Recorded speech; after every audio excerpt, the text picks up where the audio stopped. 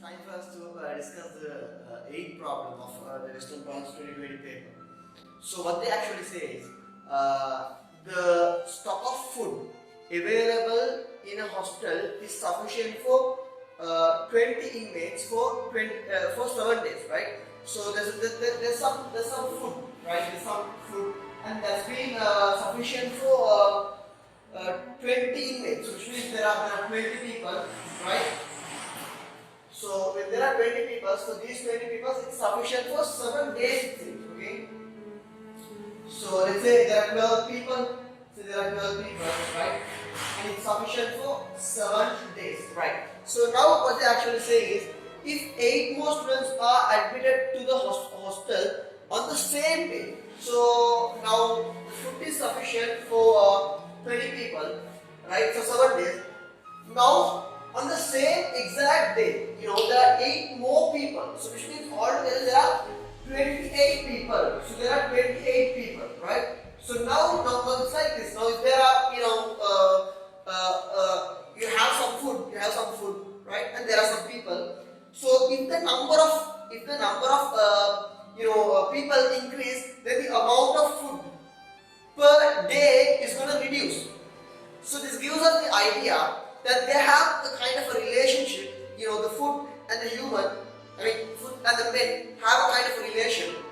But the relation is, when one guy is going up, then the number of people increases, the number of days in which you can keep the food is going to reduce, right? So which means it's like, let's say you have some biscuits. Let's say you have some biscuit packets, So there are about 10 participants. So the food is enough for about 5 days.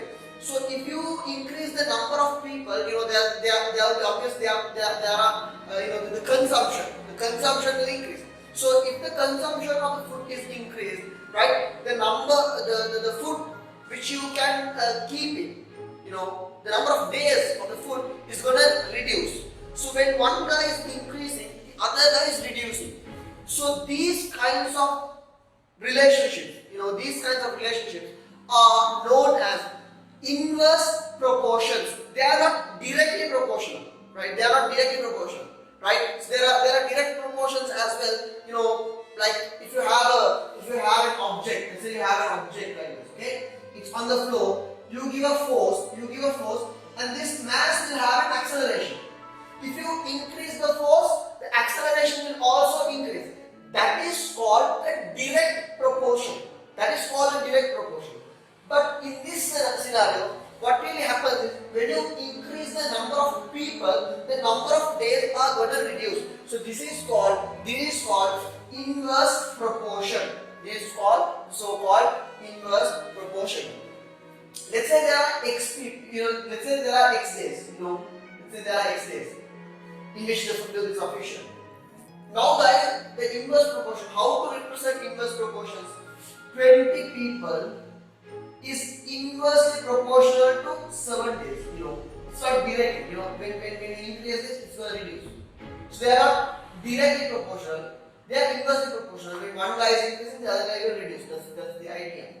So similarly, the 28 will be inversely proportional to x. Now it's like, if you cross multiply both of them, this will imply 20 times 7 is proportional to 1, and 28x is also proportional to 1. Now you can divide these two equations. When you divide these equations, 20 times 7 divided by 28x. When you divide a proportionality, you have proportionality and you have proportionality, right? So in the other side it's 1 and in the other side it's again 1. This proportionality will change to equal. It will be equal. So guys, now you can divide 28 by 7. So you're going to have 1 here and you will have 4 here. 20 divided by 4 is going to be 5. So 5 over x is equal to 1. Now guys, you can cross multiply both of them. You can cross multiply this x. So you need to bring this x up. If you bring that x up, you will have 5 is equal to 1 into x. So 5 is equal to x. right? So guys, this is being studied in Sri Lankan syllabus actually. You know, it's a beautiful section. It needs a lot of foundations to be put. You know, you need to understand the concept, right? If you guys are very new to this, I'm pretty sure that it's like it might be okay. You know, it might not be okay actually. It might be a bit difficult for you to understand sometimes. So why not? You know, because for some of you guys it's an alien subject. But guys, if you guys are familiar with the lesson direct proportion, it